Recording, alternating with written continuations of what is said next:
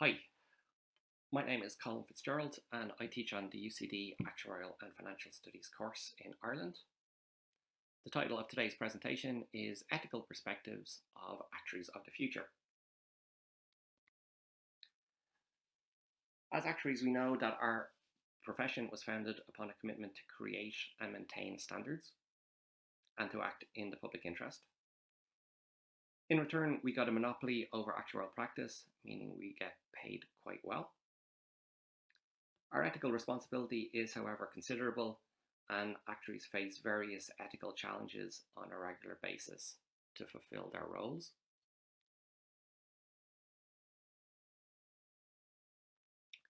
It's one thing knowing and feeling that you need to do the right thing, that is essential.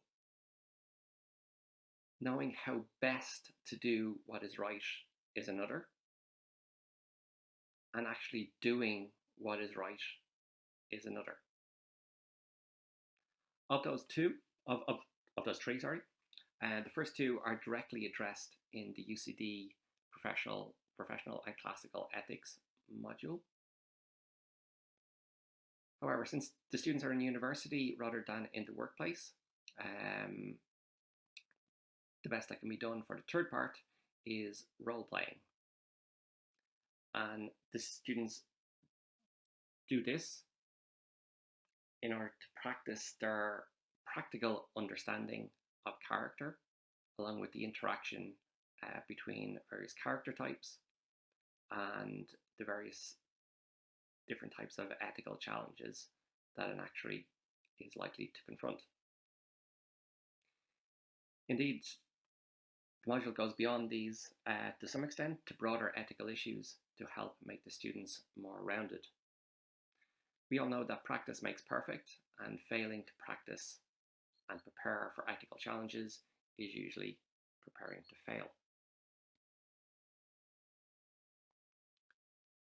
The main purpose of this presentation is to show the ethical perspectives of actuaries of the future through 4 ethical role-play videos made by the students that deal with ethical issues through the dynamic interaction of various character types.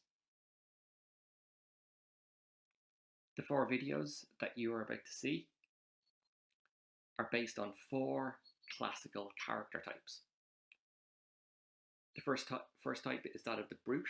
These are pretentious, brutal, and irresponsible individuals who are ultimately cowards. The conformist, someone who is somewhat scared, but they respect traditions and norms, and they seek a life of safety within the herd. They can be somewhat responsible, but they're usually willing to give up some of their freedom if it means having less responsibility. Then you have the egoist, who is a responsible, hardworking, prudent individual minding their own business. And finally, you have the citizen character, who is like the egoist, but with a social responsibility, meaning that they're willing to act beyond their self-interest, taking a leading role if required for the greater good. In these videos, the characters can mostly be seen by the disguises. In other words, by the excuses that they give for their behaviors.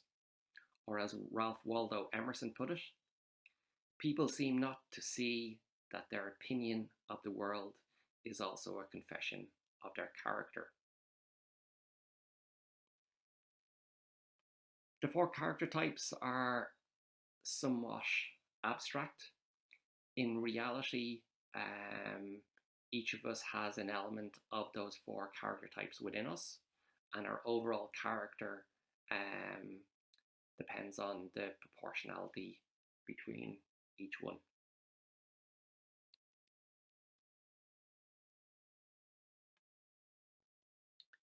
The first video that you're going to see shows probably the most difficult challenge facing an actuary. And in this case, the responsibility falls on the shoulders of a courageous young actuary. The young actuary does not back away from the problem until having fully dealt with the issue. Nancy is a newly qualified actuary who has recently started working for a large life insurance company named Swan Life. While working on her first big assignment in her new role, she notices something is amiss. What the hell? This can't be right.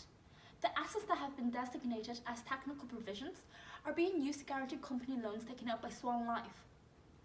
This surely must be a mistake. I need to report this immediately. Hello? I need to see the chief actuary right away. It's urgent. Come in. Please take a seat. What is so urgent you see me right away? I'm working on the calculation of the technical provisions at the moment, sir. And I came across these documents showing that the assets being marked as technical provisions are also being used to guarantee millions of euros worth of loans taken out by Swan Life. Are you finished? What do you mean, am I finished? If this is correct and the company defaults on these loans, we won't have any technical provisions. Well, obviously, Nancy, you've made a mistake then. Just go back and check your work. But look, your signatures on these documents. Do you remember signing off on this? You've no idea the amount of paperwork that goes through my desk every day. Well, if you are so sure that I am mistaken and that everything is fine, then I'm sure you wouldn't mind if I highlighted this with the Central Bank of Ireland. The chief actuary realises that if this information comes to the attention of the central bank, the company's name will be dragged through the mud and his professional reputation will be destroyed. Don't be ridiculous. There is no issue. However, the company is facing some financial difficulties at the moment, and unfortunately, Nancy, we're going to have to let you go. Is this because I pointed out the problem with the technical provisions? You can't just fire me over this. Absolutely not, and there is no issue with the technical provisions. Please see yourself out immediately.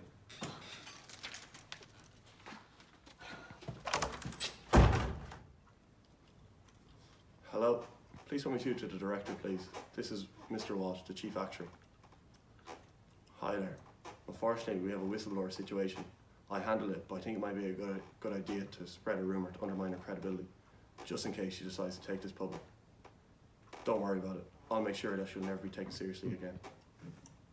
A rumour spread through the company like wildfire that Nancy is nothing more than a disgruntled employee seeking revenge after being made redundant. And slowly but surely, Nancy becomes inundated with emails from her old colleagues filled with an assortment of pleas for her silence and vicious threats. How can I speak up when there are so many people depending on these jobs to pay their bills and support their families? Swan Life is the biggest employer in the area. I don't want to be responsible for potentially ruining the lives of so many people. However, on the other hand, if Swan Life defaults on their loans and there are no technical provisions which to pay out benefits and claims, the families of those policyholders will suffer too. I really wish this were not up to me, but I just cannot sit back and do nothing. I must do the right thing and report this to the central bank.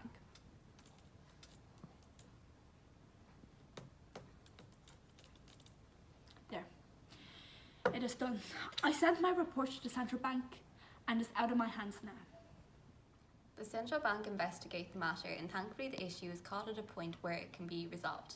Swan Life is fined for misconduct and the chief executive and the chief actuary are forced to resign. Going forward, Swan Life has designated appropriate assets as technical provisions, mitigating any potential damage so none of the policyholders are negatively impacted. Nancy took an unfair dismissal case against Swan Life and received appropriate compensation. Her reputation survived the ordeal and she went on to lead a successful career in the area of insurance supervision within a regulatory agency.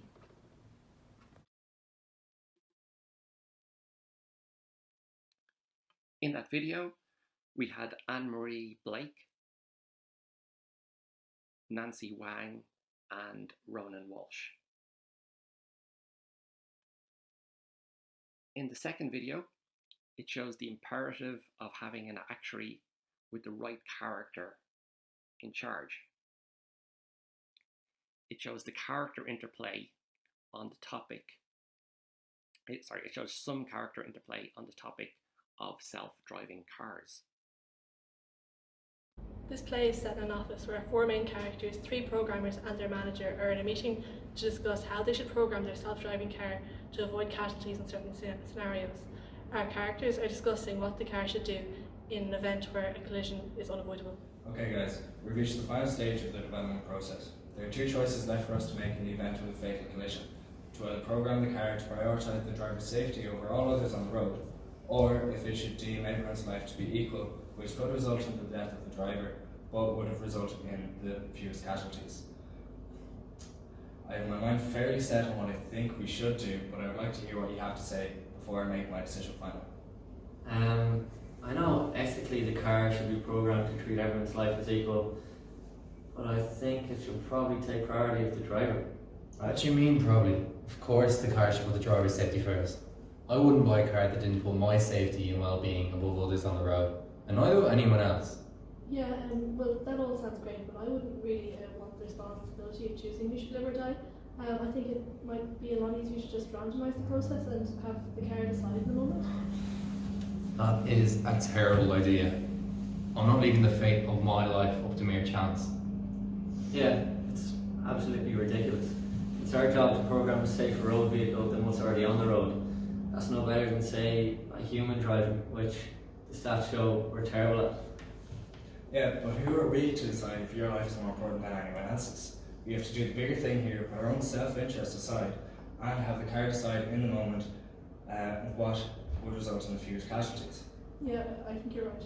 We won't buy any of our cars if they know that it doesn't put the driver's safety first. Exactly, and poor sales would mean that my bonus is on the line. Human life is more important than profit. Right, my decision is final and that's it for today.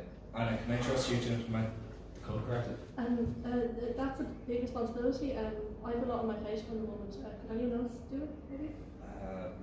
Killian, can you do it please? Yeah, sure, whatever. Thank you. Hey Killian, come here for a second. Sean's a fool, and we both know it.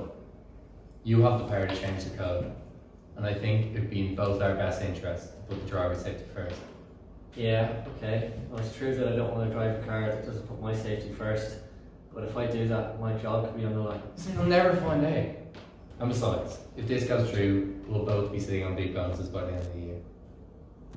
And if you don't do it, I'll start making life around here very difficult for you. Save your threats for someone else. But yeah, I could do with a bonus. Buy a new car maybe. Alright, I'll do it.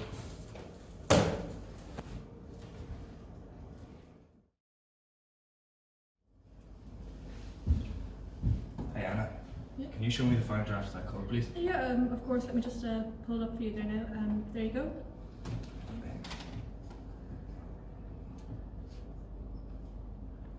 Hey, well hold on a minute. This is wrong. This is putting the driver's safety first. Why didn't you tell me it was like this? The thought crossed my mind, but I just presumed it was the right code. I didn't want it to cause a big fuss and a hassle for everyone. Well, if something is wrong, you should tell me so that I can fix it. Yeah, I know. Now that you mentioned it, I think Killian might have been the last person to change it. Right, okay, I'll go talk to Killian, so.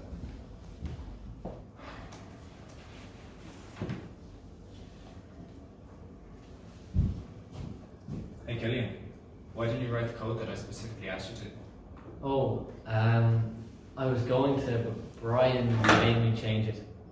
I only did it because he threatened me. I'm innocent, really. That's some serious allegation to make. Brian, what do you have to say for yourself?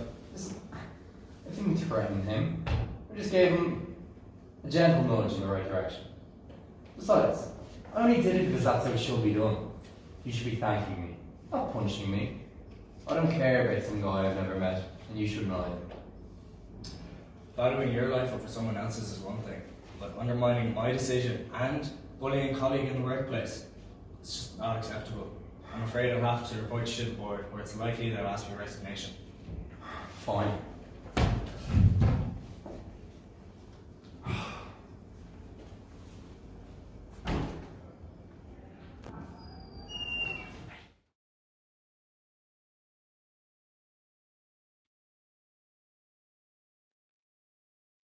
In that video, we had Sean Connolly, Killian Egan, Anna Trainer, and Brian Barrett.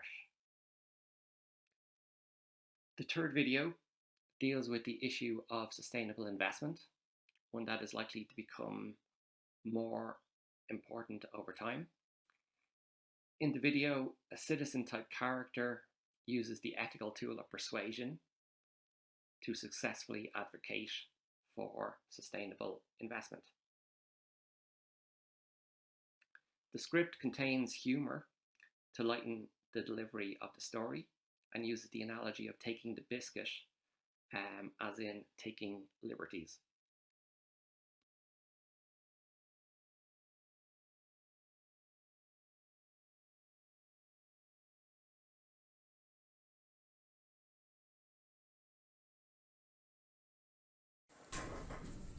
Pension providers Live Fast Die Young Limited are preparing a client pitch for a large farmers union. Should a deal be reached, they'll become the largest pension providers in the country.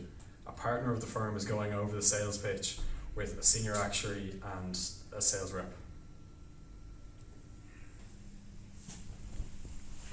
Right, so you're due to meet with the trustee next week. At this stage, I shouldn't really tell you how important it is that we land this deal. Huey, I want you to deliver the pitch. Audrey, I want you to be there with him to answer some of the technical questions that the trustee may have. Speaking of which, have you come to a conclusion on what we should lead with? Yeah, so I sent you on the team's report last Friday, which, all things considered, I believe the product A on page 16 here is the best that we can offer. It was these investing in a bunch of green ventures, which, based on our projections, should offer a promising return. Yeah, I'm looking at the report here and I see you have a piece on the upcoming Saudi Aramco IPO. They're the most profitable oil company in the world. Why are we just overlooking them? What's the trade-off? Is it significantly more risky? Well, to be honest, I am concerned about the long-term sustainability of Saudi Aramco. Abandonment of fossil fuels is a very real possibility in the future. Product A, on the other hand, would see us investing in green projects, which, with the way things are going, is definitely the future. I'm sorry, but this is just ridiculous. Our client wants as much money as possible. And by the way, we're pension providers. Why should we care about this climate change nonsense? It's a global issue, and I feel as investors we have a social responsibility to support lower carbon activities. Besides, it's good rep for us and them. Yeah, I prefer my bonus, thanks. Right, I hear you both. Staying the environment, that's nice and all, but serving the business comes first, and we can't pass such a lucrative opportunity. Huey, I want you to pitch them product C, one that includes the Saudi Aramco investment. Offer them the less profitable products, if and only if they have some concerns, okay? This is my deal. Don't mess this up for me. Forrest, really? Yeah, it's good. I forgot these.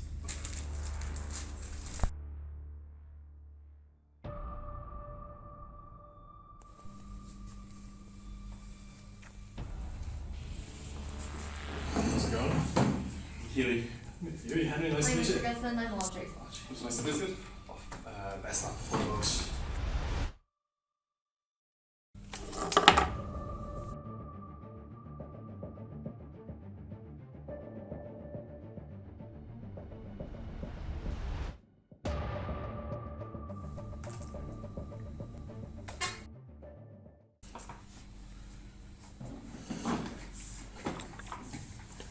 Thanks for coming, Henry. We've been looking at your situation and we think we've come up with a product that will suit you perfectly. Sounds fantastic, yeah. I'll level with you now. All the technical jargon and annuities, yield curves, I genuinely don't understand any of it. So if you can just put it to me in as simple terms as possible, that's all I want. When I leave here today, I'd just like to know that myself and my fellow group members are secure financially when we decide to retire. Yeah, well, basically every month you'll pay into a fund that is invested mainly in the oil and gas sector, and you'll find that this gives a much higher return than anything our competitors will offer. You could potentially retire up to 2 years earlier. Isn't that great? I get to retire at 72. That's incredible. Yeah, that's fantastic. I didn't think it was going to be this straightforward. Yeah, great. Well, I can send the paperwork on to you. We can have it all set up by Monday. Well, there are some other products you might like to take a look at, such as this one here. It would see your contributions invested in green ventures. We already agreed to a sale here. Our client wants a good return, so you don't need to show Well, Mr. Gusman, would you and your group members like to make a positive impact in the efforts against global warming? When you put it like that, yes. Yeah. You said yourself you care about your financial future. You wouldn't want to go back to your group and tell them you took a bad deal, would you? I suppose no, I wouldn't, no. Would you say you're a family man, Mr. Gilson? I am, yeah. Yeah? Yeah, I have the two young lads at home at the moment. Javier and Xavier flat out at the silage. Oh, fair play to them. Oh, look. Well, the choice you make here today, Mr. Gilson, will have a knock-on effect on the future of your livelihood that Javier and Xavier hope to carry on after you. Look, you said yourself you were going to take the first, more profitable option. You don't need to confuse the poor man here. I can send that paperwork over to you and have it sorted by tomorrow. I'm sorry. I'm gonna have to go with the green venture here. It's best for my family. Good choice.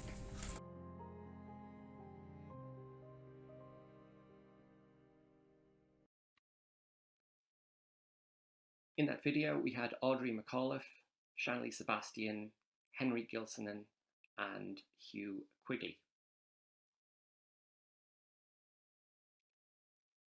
In the fourth video, we're going to see a young actuary taking a leadership role using the tool of narrative creation to deal with a complex problem in a consultancy arising from brutish and pretentious behaviour.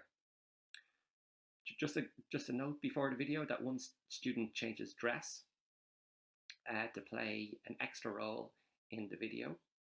So there's 5 acting roles in the video.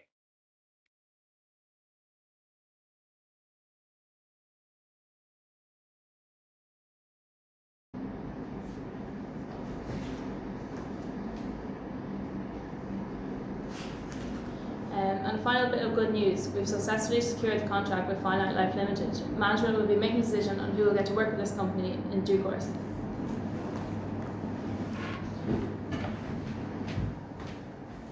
Hey, really good to hear about our new client. It will be a great opportunity for whoever gets to work with them. It's a great coup for a company like us to secure a client like Finite Life Limited, who have such a strong presence in the national market. It'll be an exciting experience for whoever gets to work with this client. Probably the only downfall is that 15% of their business is old defined benefit pension schemes. Absolutely. Nationwide companies like Finite Life Limited always provide unique, exciting and interesting projects. In my previous job, I worked with other large life insurance companies and I always found them to be the most stimulating. Well, we're carefully drawing up a short list of candidates for this position and we always hold past, relevant and applicable experience in high regard. Well, it goes without saying that I really want a new opportunity and I know I can do a brilliant job. I'll take that into consideration, Bruce. Hey Connor, what do you think about our new client? Yeah, I'm really happy for the company. I'm not sure it's something I'd be interested in though. Yeah, speaking with the manager, it seems like a lot of work. Oh really? I'm actually happy with the workload the manager has given me so far without taking on another workload. Yeah, it's a lot of responsibility to take on. I know people who have worked with this client in the past. Oh really? What do I think of them? Apparently they were under a lot of pressure. Their work-life balance was completely ruined and they were essentially set up as the fall guy. Oh, that doesn't paint a pretty picture at all. In this current economic climate, job security is paramount. Anyway, we'll just have to see what the manager says.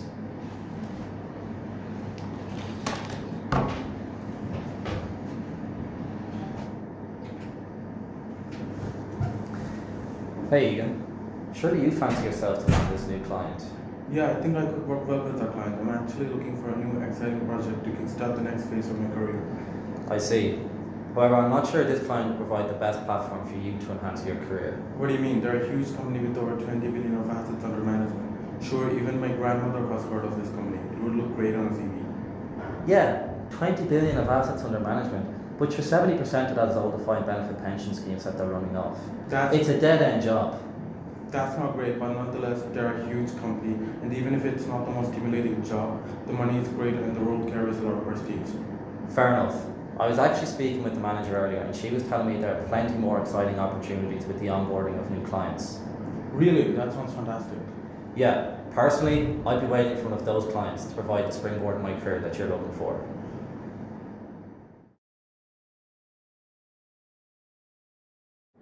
Following long deliberation and gathering interest from all of our staff, we've decided to give Finite Life Limited to Bruce.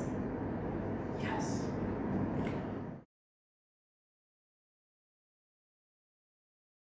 Come in.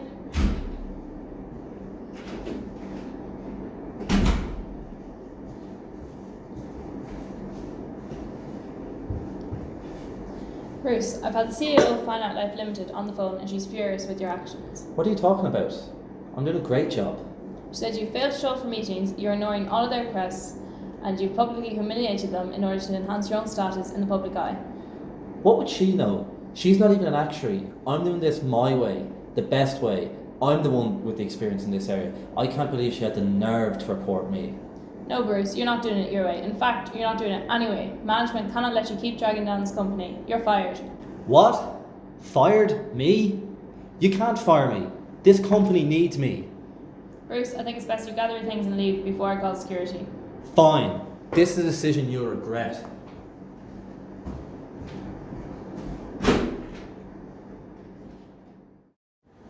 So I was talking to the manager and she seems really stressed out about the finite life situation. Do you think she'll look for one of us to take over? Bruce talked me out of it, but it's really something I should have gone for to boost my career. It's a really bad situation for our company. I think we should all try to help out. I don't really want to be anywhere near this mess. I think we should leave it up to management. I think we need to approach this situation in a different way. Evidently, the old-fashioned way of assigning one person to the client isn't working. What do you mean? Introverts, individuals who put in hard work, giving them a higher status as well as financial benefits. I think we can all offer something different to this client. I have experience with Solvency II Directive, you have experience with longevity swaps, and Connor has overseen large books of critical illness cover. I don't really want to be anywhere near this mess. Seems like more hassle than it's worth. I'm not sure management will appreciate us disrupting company strategy. Yeah, and what about the remuneration scheme? Company budget only allows for a single salary apportioned to any client. We can split the payment a third each. I believe this approach will improve the client experience, increasing the overall value of the consultancy, which will be beneficial to everyone. Perhaps, although I'm still not sure about making fundamental changes to our strategy. This is not a normal situation for our company. We need to look beyond the done thing. I know we can all be critical of ourselves and sometimes lack belief, but we all have potential to do great things. In order to do great things, we need to be courageous, take responsibility, be open to reason and persuasion, and look beyond our own self-interest for the greater good. Too often we go with the most expedient approach over the best approach. Yeah, that sounds good.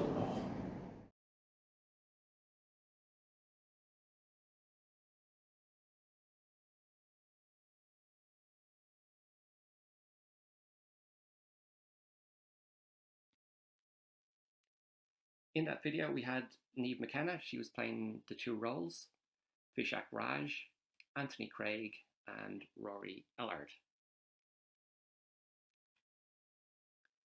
If you're curious to see more of the ethical perspectives of actuaries of the future, I'd encourage you to watch some of the other 8 videos, which are on the module's YouTube channel. I find their videos to be inspiring and encouraging, and also quite optimistic for myself personally, and maybe you might also find this. We have an amazing group of young students looking to join the actuarial profession, and I'd like to say well done to the students for the videos that they created. Thank you for your attention. If you have any questions or comments, feel free to drop me an email. Thank you.